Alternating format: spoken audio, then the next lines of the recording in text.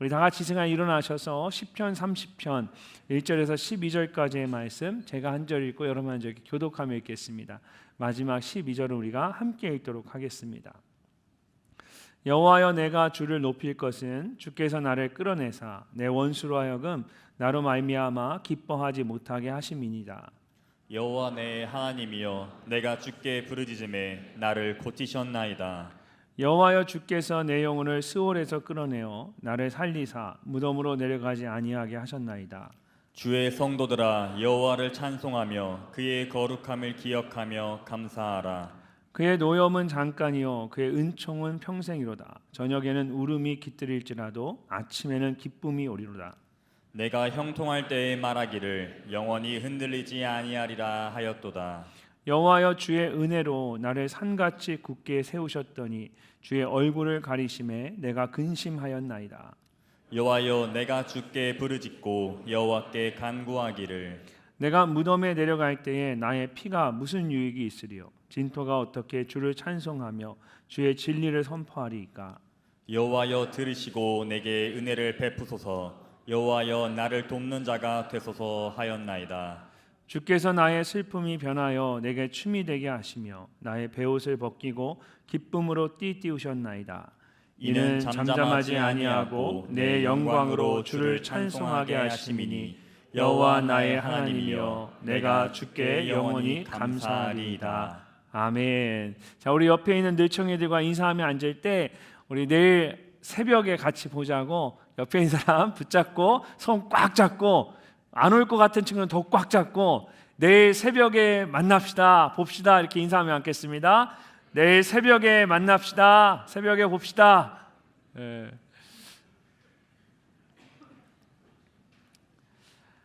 11월 감사의 달을 시작하면서 지난 주일에는 가장 먼저 시편 100편의 말씀을 통해서 감사함으로 하나님을 예배하는 삶에 대해서 함께 생각해 봤습니다. 기쁨으로 하나님을 예배하며 그의 앞에 나아갈 때 하나님께서 우리의 삶과 공동체의 문을 활짝 여시고 감사로 가득 채워 주십니다. 또한 우리는 그의 것이니 그의 백성이요 그의 기르시는 양이로다 라는 고백처럼 하나님의 주권을 인정하고 감사할 때 하나님께서 우리의 삶을 책임져 주시고 풍성한 감사로 가득 채워 주십니다. 마지막으로 하나님의 인자하심을 기억하며 감사함으로 나아갈 때 하나님께서 그 누구도 빼앗을 수 없는 영원한 감사로 우리의 삶을 가득 채워 주십니다. 이처럼 감사는 우리의 삶과 공동체의 문을 여는 열쇠입니다. 감사함으로 하나님을 예배할 때 하나님께서 그 문을 활짝 열어 주실 뿐만 아니라 열린 그곳에 넘치는 감사로 가득 채워 주십니다. 11월 감사의 달에 드려지는 여러분의 모든 예배 가운데 이렇게 감사로 가득 채워지는 그런 풍성한 예배가 될 수 있기를 간절히 소망합니다. 오늘은 감사의 달 두 번째 주일로 시편 30편의 말씀을 통해 눈물의 밤을 지나 감사의 아침으로 나아가는 은혜를 함께 나누고자 합니다. 150편의 시편들 중에 가장 아름다운 시편을 뽑으라고 하면 많은 사람들이 이 시편 30편을 가장 아름다운 시편이라고 뽑곤 합니다. 단순히 시편 30편이 춤을 추며 하나님을 찬송하는 시편이기 때문이 아닙니다. 오히려 질병으로 인한 고통이나 지난 시간들에 대한 깊은 절망이 담겨져 있습니다. 그런데도 이 시편 30편을 가장 아름다운 시편이라고 하는 것은 그 고통과 절망의 밤을 지나서 마치 아침 해가 떠오르듯이 하나님을 찬송하는 감사의 고백이기 때문입니다. 실제로 표제어를 보면 다윗의 시, 곧 성전 낙성가라고 되어 있습니다. 다윗이 쓴 시로 성전을 봉헌하며 불렀던 노래라는 뜻입니다. 자, 그런데 문제는 여러분, 다윗이 성전을 봉헌한 적이 있어요, 없어요? 성전을 봉헌한 적이 없었다라는 겁니다. 이스라엘 역사를 보면 딱 3번 성전을 봉헌했던 일이 있습니다. 다윗의 아들 솔로몬이 성전을 건축해서 가장 먼저 봉헌했고, 바벨론 포로에서 귀환한 이스라엘 백성들이 나중에 무너졌던 그 성전을 재건축해서 봉헌했습니다. 그리고 신약 시대가 시작되기 전에 신구약 중간 시대라고 불리는 BC 164년에 이방인들에 의해서 더럽혀진 성전을 깨끗하게 정화해서 다시 재봉헌한 적이 있었습니다. 이처럼 다윗은 성전 건축을 위해 준비는 했지만 실제로 건축을 해서 봉헌한 적은 없었습니다. 그리고 시편 30편의 내용에도 이 성전 건축이나 봉헌에 대한 내용은 하나도 나오지 않습니다. 어떤 사람들은 다윗이 성전 봉헌을 염두하고 언젠가 봉헌할 걸 생각하고 그때를 대비해서 이 시편 30편을 준비했다라고 말하지만 그것은 조금 이게 지나친 억지인 것 같아요. 다윗과 성전 봉헌을 연결시키기 위한 억지죠. 그렇다면 왜 성경은 시편 30편을 다윗의 시라고 하면서 곧 성전 낙성가라고 하는 것일까요? 그것은 고통과 절망으로 무너졌던 그의 삶이 감사와 찬송으로 다시 일어서는 모습이 마치 무너졌던 성전을 재건하고 하나님께 올려드리는 것과 같았기 때문입니다. 그래서 실제로 어느 순간부터 성전에서 예배를 드리거나 뭔가를 봉헌할 때 사람들이 이 다윗이 쓴 시편 30편을 함께 부르기 시작한 겁니다. 아마 우리 가운데도 육체적인 질병이나 또는 삶의 어려움으로 인해서 또 진로의 문제로 괴로워하는 그런 청년들이 있을 것입니다. 또한 감사의 달이라고 해서 감사는 해야 할 것 같은데 솔직히 무엇을 가지고 내가 감사해야 할지 잘 몰라서 오히려 마음이 불편하거나 괴로운 그런 청년들도 있을 겁니다. 그렇다면 오늘 이 시편 30편의 말씀을 통해 그런 눈물과 괴로움의 밤을 지나서 여러분 모두가 감사의 아침으로 나아갈 수 있기를 소망합니다. 첫 번째로 우리의 인생 가운데 눈물의 밤은 잠시이지만 하나님께서 베푸시는 은총은 평생입니다. 자, 1절 말씀을 보면 다윗이 가장 먼저 이렇게 고백합니다. 여호와여, 내가 주를 높일 것은 주께서 나를 끌어내사 내 원수로 하여금 나로 말미암아 기뻐하지 못하게 하심이니이다. 내가 주를 높일 것은 이라는 말은 내가 주를 찬양합니다 라는 말과 같습니다. 이런 시편에서 내가 주를 찬양합니다 이 말은 또 내가 주를 감사합니다, 주께 감사합니다 라는 말과 똑같습니다. 그래서 하나님을 찬송하거나 감사할 때 주로 내가 주를 높일 것은 이라는 표현을 사용합니다. 다윗은 이렇게 가장 먼저 하나님을 찬송하면서 시편 30편을 시작합니다. 근데 시편 30편의 마지막 말씀을 보면 거기서도 내가 주께 영원히 감사하리이다 라는 찬송과 감사의 고백으로 마무리를 합니다.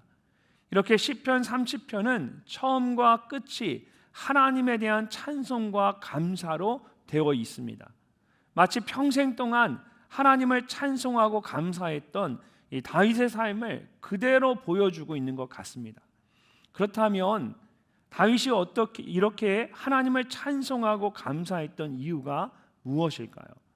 이어지는 말씀을 보면 다윗이 주께서 나를 끌어내사라고 고백합니다. 여기서 이 끌어내다라는 히브리어 단어는 기본적으로 깊은 우물이나 구덩이에서 물을 길어 올린다라는 뜻을 가지고 있습니다. 그래서 성경에서 종종 이 구원과 관련해서 깊은 곳으로부터 끌어내다, 구원하다라는 뜻으로 사용되었습니다. 시편 30편에서는 바로 다음에 2절에서 다윗이 내가 주께 부르짖음에 나를 고치셨나이다 라고 말하는 것을 보면 죽을 수도 있는 그런 심각한 육체적인 질병에서 그를 건져내셨다, 고쳐주셨다라는 의미일 수 있습니다. 또는 그 다음에 3절에서 내 영혼을 스올에서 끌어내어 나를 살리사라고 말하는 것을 보면 깊은 절망 속에서 그를 건져주셨다라는 뜻일 수도 있습니다.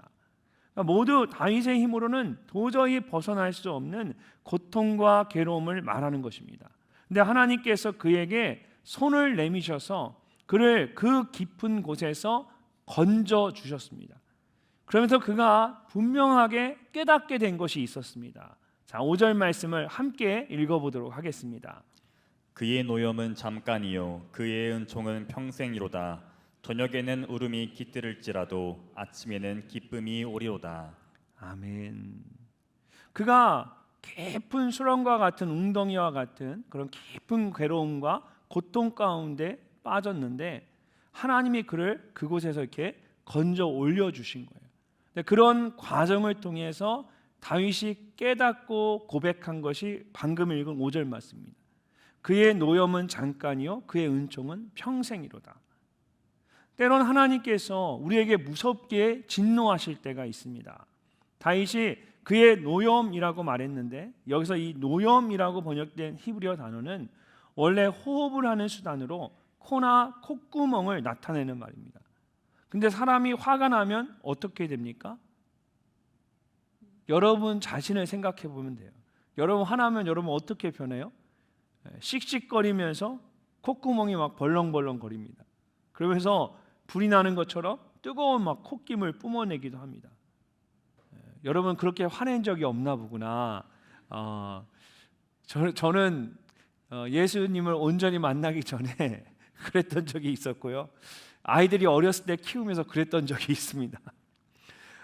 우리 첫째 딸 얘기하면 또 바로 태평양을 건너서 보고가 될 텐데 처음에 첫째 딸이 키울 때 첫째 딸이 워낙 우리 아이가 고집이 셌어요. 예진이가. 그래서 제가 그 아이랑 같이 대면을 하면 너무 힘든 거예요.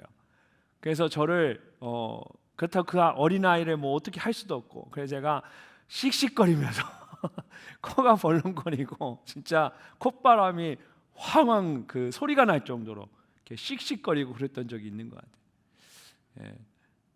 근데 사람이 화가 나면 그렇게 막 씩씩거리죠. 그런 모습 때문에 이 코나 콧구멍을 뜻하는 이 단어가 지금처럼 노염, 진노, 분노, 또 앵거라는 뜻으로 사용되기도 합니다. 그렇다면 하나님께서 이렇게 화를 내시는 이유가 무엇일까요? 부모가 자녀에게 화가 나는 것과 똑같습니다. 여러분들이 생각하기에 부모님들이 언제 자녀들에게 화를 내신다고 생각합니까? 그러니까 부모님이 가끔 짜증내는 거 말고 정말 여러분에게 화가 나실 때 언제 여러분에게 부모님이 정말 화가 나시는 것 같아요? 자녀들이 부모의 말을 듣지 않고 불순종할 때입니다. 자기가 하고 싶은 대로 하지 말아야 할 그런 나쁜 일들을 할 때입니다. 그러니까 부모의 눈에 보기에 그 자녀가 이렇게 하면 이런 일을 하면 정말 그 인생이 힘들어지고 또 나쁜 길로 접어들 걸 뻔히 아는데 그 끝이 보이니까 부모님들은 그럴 때 정말 자녀에게 화를 내게 됩니다. 그렇게 해서라도 이 자녀가 나쁜 일을 하지 않도록 화를 내는 거죠. 하나님도 마찬가지입니다. 우리가 하나님의 말씀을 어기고 죄를 범했을 때 하나님은 우리에게 크게 화를 내십니다. 우리를 영원히 징계하거나 버리기 위해서가 아니라 우리로 하여금 빨리 죄를 회개하고 지금이라도 돌이키도록 하기 위해서입니다. 그런 면에서 하나님께서 우리에게 화를 내신다라는 것은 우리를 사랑하신다라는 뜻이기도 합니다. 그래서 히브리서 12장을 보면 하나님의 징계에 대해 이렇게 말씀합니다. 주께서 그 사랑하는 자를 징계하시고 그가 받아들이시는 아들마다 채찍질 하심이라. 징계는 다 받는 것이거늘 너에게 없으면 사생자요 친아들이 아니니라. 만약 하나님께서 사랑하지 않으시면 징계도 하지 않으십니다. 하나님께서 화를 내시고 징계하신다라는 것은 아직 자신의 아들이라고 생각하시고 사랑하시기 때문입니다. 그런데도 우리는 그 시간이 너무나 길게만 느껴집니다. 두렵고 힘이 들기 때문에 그 시간이 마치 계속되는 것만 같습니다. 다윗도 그렇게 느낄 때가 많았을 것입니다. 예를 들어서 우리아의 아내인 밧세바를 범했을 때 하나님께서 나단 선지자를 통해 그 죄를 지적하셨습니다. 그리고 둘 사이에 태어난 아들이 일주일 만에 죽게 됩니다. 하나님께서 다윗을 징계하신 겁니다. 다윗의 마음이 얼마나 괴로웠겠습니까? 시편 32편을 보면 다윗이 허물의 사함을 받고 자신의 죄가 가려진 자는 복이 있도다라고 말하면서 자신의 괴로움을 이렇게 표현했습니다. 주의 손이 주야로 나를 누르시오니 내 진액이 빠져서 여름 가뭄에 마름같이 되었나이다. 이렇게 자신의 죄를 지적받고 너무나 괴로운 시간을 보내야 했습니다. 그런데 지나 보니까 그것이 잠깐이었다라는 겁니다. 이것은 그 시간이 정말 잠시였고 하나도 힘들지 않았다라는 뜻이 아닙니다. 너무 힘들고 괴로웠을 겁니다. 그런데 그것이 하나님의 은혜였음을 깨닫는 그 순간에 그동안 힘들고 괴로웠던 그 순간들이, 그 모든 것들이 아무것도 아닌 것 같이 다가오는 겁니다. 그때는 하나님께서 내게 화를 내시고 나를 괴롭게 하신다고만 생각했습니다. 근데 지나 보니까 내가 잘못된 길로 가지 않도록 하나님께서 오히려 나를 사랑하셔서 나를 징계하셨던 겁니다. 더 이상 죄를 범하지 않도록 나를 회개하게 하셨고 나를 돌이키도록 만드셨습니다. 그래서 오늘 말씀을 보면 다윗이 그의 은혜라고 하지 않고 그의 은총이라고 합니다. 이전에 제가 여러분 은혜와 은총에 대해서 이게 서로 다 같은 것 같지만 조금 다르다라고 설명을 했습니다. 여러분 은혜는 값없이 주시는 하나님의 선물입니다. 우리가 구원을 선물로 받았죠. 그래서 그냥 은혜, 그레이스라고 이해합니다. 근데 은총은 하나님께서 우리에게 그 은혜에 더하신 favor입니다. 우리가 사람들에게 이야기할 때 give me your favor라고 부탁을 하죠. 뭔가를 부탁할 때 이 사람이 그 부탁을 들어줘도 되고 안 들어줘도 되는데 나는 웬만하면 너가 내게 나한테 favor를 베풀어서 그 일을 해줬으면 좋겠다. 그럴 때 우리가 give me your favor, 너의 favor를 나에게 좀 줘라, 이렇게 이야기를 하죠. 사실 한국말에는 이 은총이라고 번역된 이 히브리어 단어를 따로 번역할 만한 그런 단어가 없어서 그래서 한국어 성경에는 이거를 은혜라고 할 때도 있고 뭐 은총이라고 했고 계속 섞어가면서 은혜, 은총을 섞어가면서 사용합니다. 근데 영어 성경에는 모두 정확하게 구별해서 그레이스와 페이버를 구분지어 이야기합니다. 근데 오늘 본문의 말씀을 보면 영어 성경으로 보게 되면 이 말씀을 favor라고 이야기합니다. 우리가 무엇을 해서 받는 것이 아니죠. 그리고 이미 구원의 은혜를 받았기 때문에 줘도 되고 주지 않아도 되는데 하나님께서 주고 싶으셔서 우리에게 더해 주시는 또 다른 은혜입니다. 그것을 다윗이 은총이라고 고백하고 있습니다. 우리를 향한 하나님의 노여움도 그렇게 더하시는 은혜 중에 하나라는 것입니다. 사실 그냥 내버려 두셔도 되는데 화를 내시며 우리를 징계하신다는 것은 우리를 사랑하셔서 한 번 더 은혜를 베푸시는 겁니다. 다윗은 그런 하나님의 은혜, 페이버가 영원하다라는 말입니다. 실제로 로마서 8장 18절을 보면 바울은 우리가 겪는 고난에 대해 이렇게 말합니다. 생각하건대 현재의 고난은 장차 우리에게 나타날 영광과 비교할 수 없도다. 여러분 혹시 지금 너무나 힘든 시간을 보내고 있으십니까? 지금은 고난의 밤이 영원할 것 같지만 지나보면 그 시간들이 아무것도 아니었다는 것을 알게 됩니다. 왜냐하면 힘들지 않았다는 것이 아니라 고난 뒤에 주시는 하나님의 은혜가 너무나도 놀랍기 때문입니다. 이런 하나님의 은총을 경험하게 되면 그때부터 고난의 밤이 다가오면 두려운 것이 아니라 오히려 기대가 됩니다. 이 고난의 밤 뒤에 하나님이 내게 주실 은혜는 무엇일까? 고난의 밤은 짧지만 잠시지만 하나님의 은총은 영원한데 하나님이 이 고난의 시간을 통해서 나에게 주실 이 고난 뒤에 있는 하나님이 나를 위해 준비해 놓으신 그 은혜가 무엇일까 기대가 되니까 오히려 그 고난의 시간들이 두렵지가 않은 거예요.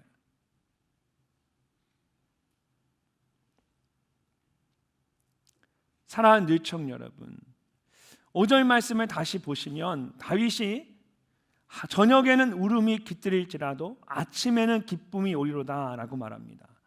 여기서 말하는 이 기쁨은 여러분 그냥 기쁨이 아니라 전쟁에서 승리한 기쁨을 말합니다. 그런 기쁨으로 가득해서 환호하는 것을 의미합니다. 여러분의 삶이 전쟁과 같지 않으세요? 마치 영적 싸움을 싸우는 것 같고 삶이 다 전쟁터 같죠. 근데 그 전쟁에서 하나님이 우리에게 그 밤이 지나면 아침에 기쁨이 찾아온다는 거예요. 승리의 기쁨을 가득 채워주시는 거예요. 하나님께서는 반드시 여러분의 모든 슬픔을 이런 기쁨으로 바꾸어 주십니다.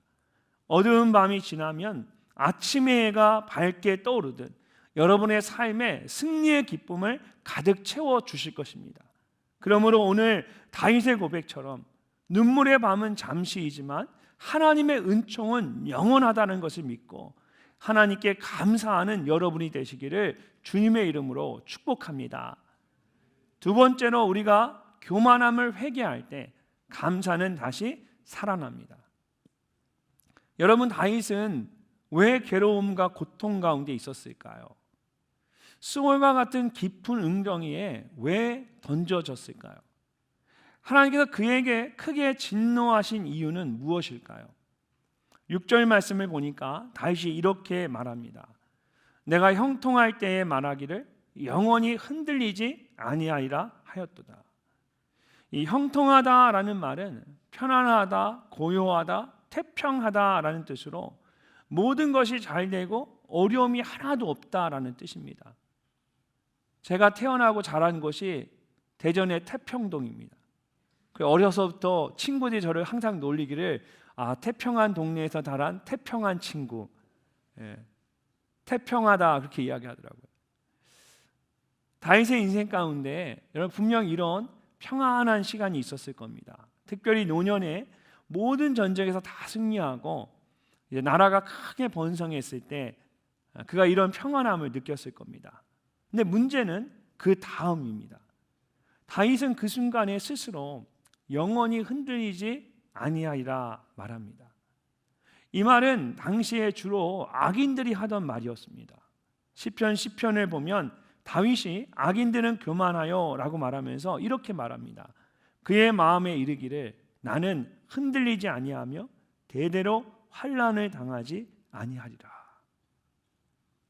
하나님을 대적하는 악인들은 너무나 교만해서 스스로 흔들리지 않을 것이라고 말합니다. 그러나 의인은 그렇게 말하지 않습니다. 하나님을 경외하는 경건한 자는 형통함 속에서도 하나님의 은혜를 잊지 않고 하나님께 감사를 드립니다. 시편 16편을 보면 사실 다윗도 이전에 그렇게 했습니다. 내가 여호와를 항상 내 앞에 모시며 그가 나의 오른쪽에 계심으로 내가 흔들리지 아니하리로다. 다윗은 항상 하나님의 임재 가운데 살았습니다. 그러면서 고난 가운데서도 하나님으로 인해 흔들리지 않고 그가 담대할 수 있었던 겁니다. 근데 모든 것이 다 평안해지자 그런 마음을 다 잊어버리고 마치 어리석은 부자가 곳간에 가득 채우고 나서 자 이제 내가 마음껏 즐기며 쉬자라고 이야기했던 것처럼 이 다윗이 힘들고 어려울 때는 하나님을 찾더니 모든 게 편안해지니까 마치 내가 모든 것을 한 것처럼 내가 결코 흔들리지 않는 것처럼 스스로 영원히 흔들리지 않을 것이다 라고 스스로 말하기 시작한 겁니다. 특별히 히브리어 원어를 보면 다윗이 이 말을 얼마나 강하게 표현하고 있는지를 알 수 있습니다. 먼저 흔들리지 아니하리로다 라고 말할 때에 이 계속되는 동작이나 상태를 나타내는 미완료 시제를 사용했습니다. 그리고 여기에 히브리어에서 가장 강한 부정의 의미를 나타내는 never라는 부정사를 더했습니다. 그래서 이런 원문의 뉘앙스를 살려서 문자 그대로 번역을 하면 내가 결단코 흔들리지 않을 것이다 라고 하는 겁니다. 여기에 6절 말씀을 다시 보면 영원히 라는 말을 더했습니다. 그러니까 어떤 일이 있어도 영원히 never and never 흔들리지 않을 것이다 라는 뜻입니다. 여러분 결코라는 말은 정말 우리가 하지 말아야 할 말 중에 하나예요. 얼마나 교만한 말입니까? 난 절대 그런 일 안 해. 난 절대 그러지 않을 거야. 세상에 어떻게 절대라고 그럴 수 있습니까? 제가 예전에 젊었을 때, 그러니까 저희 아내랑 같이 이제 아이가 어렸을 때 교회 사역을 이제 주말마다 했는데 1시간 떨어진 곳에 가서 사역을 했어요. 그럼 사역을 마치고 주일날 이렇게 하고 나면 끝나고 나서 뭐 다른 신방을 가거나 또 목사님이랑 가끔 교제도 하고 운동도 할 때도 있었어요. 제가 테니스를 굉장히 즐겨 쳤는데 주일날 이제 목사님이랑 같이 테니스를 치고 그리고 이렇게 돌아오는 경우가 많았거든요. 근데 하루는 밤 늦게 집에 오려고 하는데 저희 아내가 차 키를 차 안에 놓고 차를 잠궈 버린 거예요. 그래서 그날 그 밤에 차 문을 열어주는 기사를 불렀는데 기사 아저씨가 왔는데 뭔가 이상한 거예요. 가까이 갔더니 그 술 냄새가 나더라고요. 산 지 얼마 안 된 그 새 차를 두꺼운 그 철사 같은 걸 넣어가지고 문을 따는데 그 차를 막 망가뜨리는 거예요. 그래서 제가 그날 저희 아내에게 막 뭐라고 했어요. 어떻게 사람이 정신이 없을 수 있냐. 키를 차 안에 넣고 어떻게 차를 잠그냐. 옆에 있는 분들이 그런 얘기예요. 애 낳으면 다 기억이 잃어버린다. 자꾸 기억을 못한다. 그래서 저는 도대체 이해가 안 되는 거예요. 나 같으면 난 절대 잊어버리지 않아. 그랬거든요. 근데 그 다음 주일날 목사님이랑 같이 테니스를 치고 그 다음에 집에 방에 사택에 올라와서 짐 정리하고 아내랑 같이 내려갔는데 저한테 차 키가 없는 거예요. 한참 생각을 해보니까 운동하고 돌아와서 트렁크를 열고 거기에 신발을 갈아 신고 라켓을 넣고 그 다음에 그 안에 그러느라고 그 전에 그 안에 열쇠를 넣는 걸 깜빡 잊고 열쇠 올려놓고 신발 갈아 신고 라켓 넣고 그냥 닫아버린 거예요. 제가 그때 경험하고 나서 옆에 담임 목사님이 저한테 참 송 목사 용감하다. 내가 지난번에 얘기했잖아. 어떻게 본인은 절대 그러지 않을 거라고 얘기할 수 있어. 일주일 만에 본인도 똑같이 키를 넣어놓고 잃어버렸고 절대 영원히 나는 흔들리지 않을 것이다. 어떤 일이 있어도 나는 영원히 흔들리지 않을 것이다. 얼마나 교만한 말입니까? 근데 여기에 또 다윗이 일부러 내가라는 1인칭 대명사를 사용했습니다. 그럼 보통 히브리어 동사에는 인칭이 포함되어 있기 때문에 따로 인칭 대명사를 사용하지 않습니다. 그런데도 인칭 대명사를 따로 사용할 때에는 주어가 누구인지를 강조하기 위해서입니다. 주어를 강조하기 위해서. 본문에서 다윗은 자기 자신을 강조하기 위해서 일부러 내가라는 1인칭 대명사를 문장 가장 앞에 따로 사용한 겁니다. 그러면서 자신이 그때 얼마나 교만했고 어리석었는지를 보여주고 있습니다. 그렇다면 다윗이 언제 구체적으로 이렇게 교만하고 어리석었을까요? 이어지는 7절 말씀을 보면 다윗이 이렇게 말합니다. 우리 함께 한번 읽어보겠습니다. 여호와여 주의 은혜로 나를 산같이 굳게 세우셨더니 주의 얼굴을 가리심에 내가 근심하였나이다. 아멘. 내가 스스로 영원히 흔들리지 않을 것이라고 생각했는데 사실은 하나님께서 나를 굳게 세우셨던 겁니다. 이전에는 문장 가장 앞에 내가라고 말했는데 이번에는 여호와여라고 말하면서 자신이 정말 교만하고 어리석었음을 고백하고 있습니다. 그리고 그렇게 가장 교만하고 어리석었을 때 하나님께서 그분의 얼굴을 가리시자 다윗의 마음 가운데 근심이 가득하게 되었습니다. 한순간에 모든 것이 다 바뀌어 버린 겁니다. 그렇다면 다윗의 인생 가운데 언제 그랬을까요? 제가 생각해 보니까 한 2번 정도 제가 생각이 났습니다. 첫 번째는 아들 압살롬이 다윗을 배신하고 반란을 일으켰을 때입니다. 그 전까지는 다윗은 막강한 권한을 가지고 이스라엘 전체를 다스렸습니다. 모든 사람들이 다윗의 말을 따랐고 더 이상 전쟁도 일어나지 않았습니다. 그야말로 태평성대였습니다. 그렇게 스스로 가장 강력한 나라를 이루었다고 생각하는 그 순간 가장 가까운 곳에서 반란이 일어난 겁니다. 어떻게 할 겨를도 없이 다윗은 자신이 살고 있던 예루살렘 성의 모든 것을 놓고 압살롬을 피해서 도망쳐야만 했습니다. 눈물을 흘리며 맨발로 성을 떠나는 다윗의 모습을 한번 상상해 보십시오. 다른 누구도 아닌 자신의 아들로 인하여 성을 빼앗기고 도망쳐야만 하는 다윗의 마음이 얼마나 괴로웠겠습니까? 두 번째는 다윗이 마지막 노년에 인구조사를 했을 때입니다. 다윗은 수많은 전쟁에서 하나님의 도우심으로 승리할 수 있었습니다.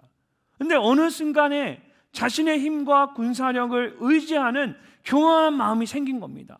그러니까 나의 백성이 얼마이고 그들 중에 군대에 군사로 함께 쓰일 수 있는 젊은이들이 몇 명이나 되나, 그 사람들을 확인하기 위해서, 스스로 자랑하기 위해서 인구조사를 한 겁니다.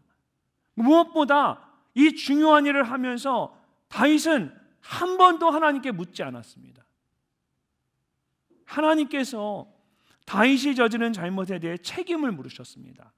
선지자를 통해서 7년간 기근을 겪을 것인지, 3개월간 원수에게 쫓길 것인지, 3일간 전염병을 경험할 것인지, 이 세 가지 중에 하나를 선택하도록 하셨습니다.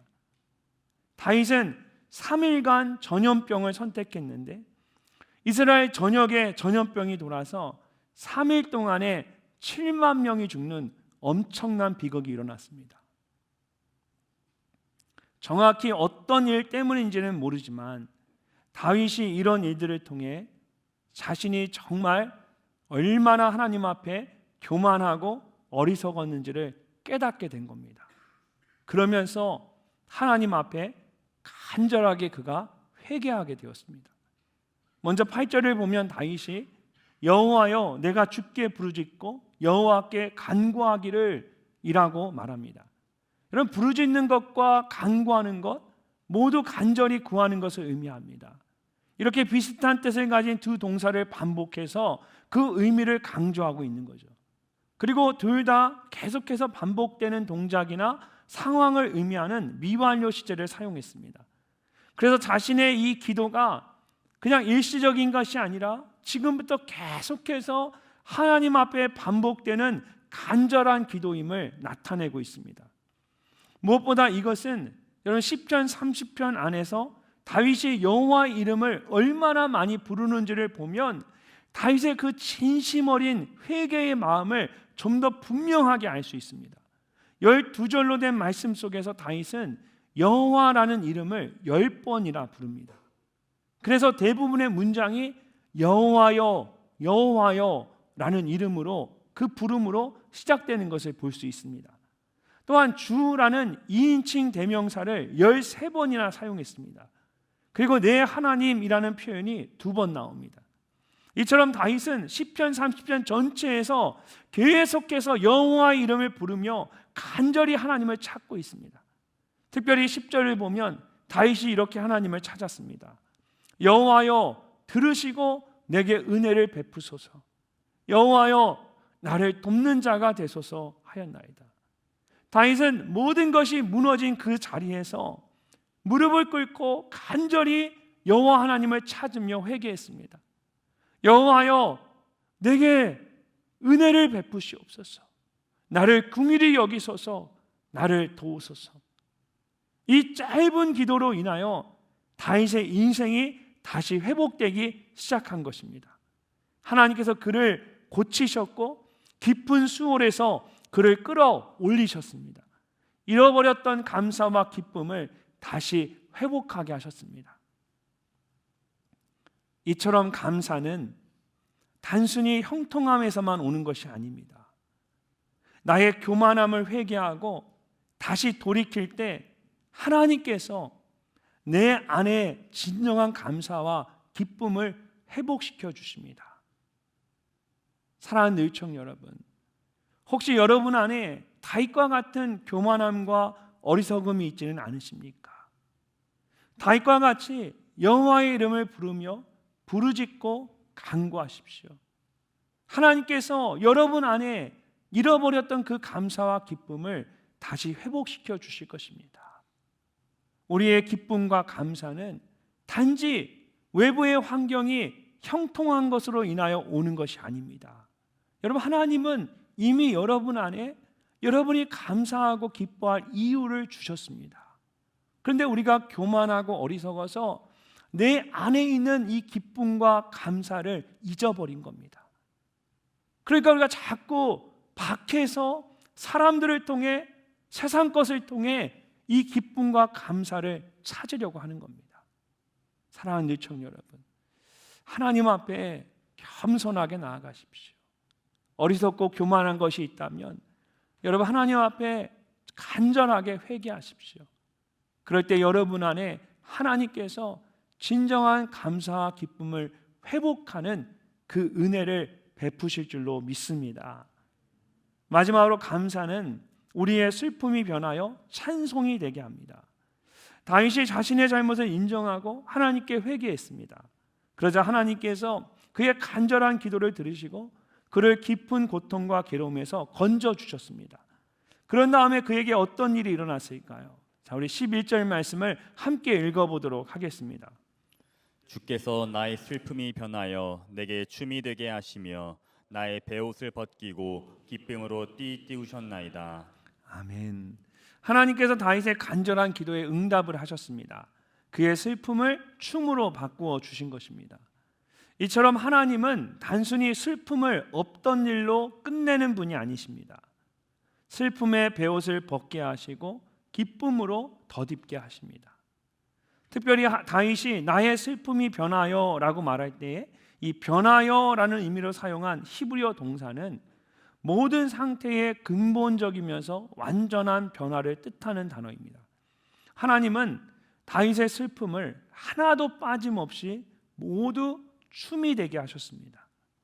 모든 슬픔의 베옷을 벗고 온몸으로 기쁨의 춤을 추게 하신 것입니다. 그러면서 마지막 12절에 이렇게 고백합니다. 이는 잠잠하지 아니하고 내 영광으로 주를 찬송하게 하심니 여호와 나의 하나님이여 내가 주께 영원히 감사하리이다.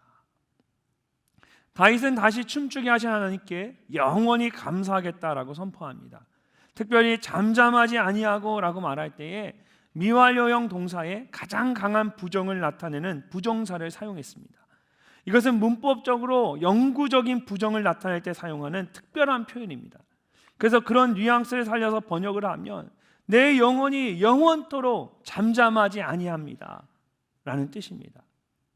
이처럼 하나님은 단순히 슬픔을 끝내게 하시는 분이 아니라 그 슬픔이 변하여 기쁨이 되게 하시는 분입니다. 실제로 성경을 보면 하나님께서 슬픔을 바꾸어 기쁨이 되게 하신 일들이 많습니다. 가장 대표적인 예로 여러분 요셉의 인생을 생각해 볼 수 있습니다. 요셉은 형들의 시기로 깊은 구덩이에 던져졌습니다. 그리고 상인들에게 팔려 애굽의 노예로 끌려갔습니다. 그런데 그곳에서 다시 억울한 누명을 쓰고 깊은 감옥에 갇히게 됩니다. 얼마나 억울하고 힘든 시간이었겠습니까? 그런데 어느 날 하나님께서 그를 감옥에서 끌어올리셔서 애굽의 총리가 되게 하셨습니다. 그렇다면 이렇게 슬픔을 잊는 것으로 그냥 모든 것이 끝난 것일까요? 야 요셉아, 너가 힘들었던 그 모든 것들이 이제 다 끝났으니까 이제 됐지? 하나님 그렇게 하지 않으셨습니다. 어느 날 가뭄으로 인해서 요셉의 형제들이 곡식을 구하기 위해서 애굽까지 내려옵니다. 그리고 요셉이 그들을 위해 울기 시작합니다. 그러면서 그가 이렇게 고백합니다. 당신들은 나를 해하려 하였으나 하나님은 그것을 선으로 바꾸사 오늘과 같이 많은 백성의 생명을 구원하게 하시려 하셨나니 당신들은 두려워하지 마소서. 내가 당신들과 당신들의 자녀를 기르리이다 하고 그들을 간곡한 말로 위로하였더라. 하나님은 요셉의 눈물을 그냥 멈추는 것으로 끝나지 않으셨습니다. 오히려 그의 눈물을 구원의 도구로 사용하셔서 요셉뿐만 아니라 그가 알고 있는 모든 사람들과 온 나라 백성들과 그의 형제들을 다 구원하셨습니다. 슬픔이 변하여 내게 춤이 되게 하셨나이다 라는 다윗의 고백이 바로 이와 같습니다. 사무엘상 1장에 나오는 한나의 모습도 마찬가지입니다. 자녀가 없어 괴로워하던 한나가 통곡하며 하나님께 기도했습니다. 얼마나 간절하게 기도했으면 엘리 제사장이 한나의 모습을 보고 술에 취한 것으로 오해를 했겠습니까? 그렇게 간절히 울며 기도하였을 때 하나님께서 한나로 하여금 임신하게 하시고 아들 사무엘을 낳게 하셨습니다. 그것이 끝이었을까요? 하나님이 한나에게 그 억울함을 해결하게 하시고 그 눈물을 멈추게 하는 것이 하나님의 마지막 목표였을까요? 아니었습니다. 하나님은 한나를 통하여 그 아들을 하나님께 드리게 하시고 오히려 한나가 하나님 앞에 더 가까이 나오게 하셨습니다. 한나가 기도하여 이르되 내 마음이 여호와로 말미암아 즐거워하며 내 뿔이 여호와로 말미암아 높아졌으며 내 입이 내 원수들을 향하여 크게 열렸으니 이는 내가 주의 구원으로 말미암아 기뻐함이니이다. 하나님은 단지 한나의 기도를 들어주시고 그 눈물을 닦아주신 것이 아니었습니다. 오히려 한나의 눈물을 통하여 하나님과 더 가까워지게 하셨고 기쁨으로 하나님을 찬양하게 하셨습니다. 그의 눈물을 찬양의 통로로 놀랍게 사용하신 겁니다. 복음서를 보면 예수님을 따르던 여인들이 십자가 위에서 죽임을 당하시는 예수님의 모습을 보고 깊은 슬픔과 절망 가운데 빠졌습니다. 그리고 안식일이 지난 첫날 이른 새벽에 예수님의 무덤을 찾아왔습니다.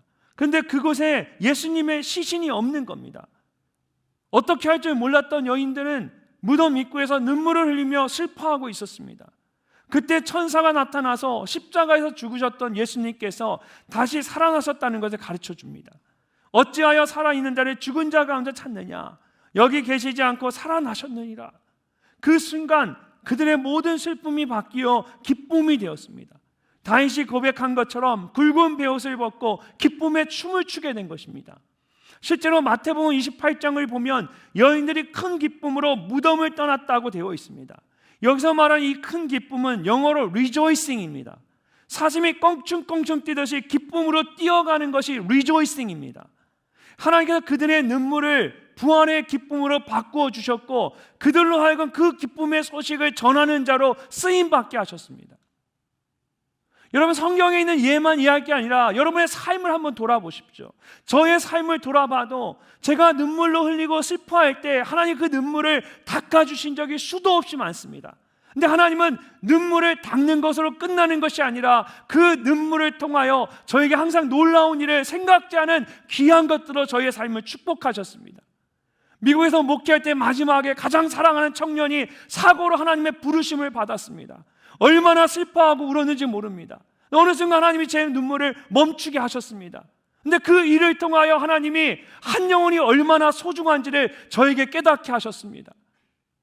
사랑하는 저의 형님이 5년 전에 하나님의 부르심을 받았습니다. 온 가족이 슬픔 가운데 있었습니다. 근데 하나님이 그 일을 통하여 저를 한국에 부르셨습니다.